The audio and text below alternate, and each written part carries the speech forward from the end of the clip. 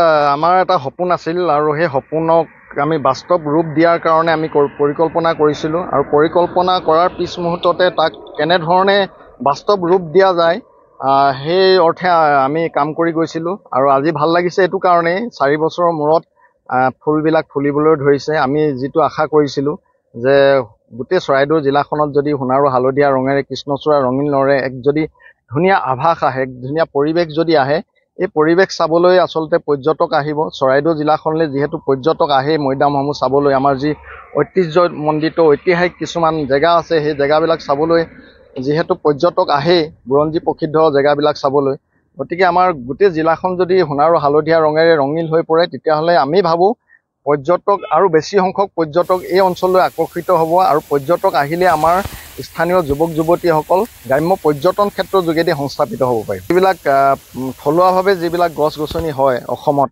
সোণাৰু, কাঞ্চন, কৃষ্ণচূড়া, পলাশ, এইবিলাক গছেই ৰোপণ কৰিছোঁ। পৰিকল্পনা কৰি এক পৰিকল্পিতভাৱে সজাই তুলিছোঁ। আৰু তেনেধৰণে আচলতে গছবিলাকেও আমাক সঁহাৰি জনাইছে, ফুলিবলৈ ধৰিছে, সেইকাৰণে মনটো ভাল লাগিছে। আচলতে আন্তৰিকতা, শ্ৰদ্ধা আৰু সততা থাকিলে সকলো কাম কৰিব পাৰে, অকল পইচাৰ ওপৰত কথা নহয়।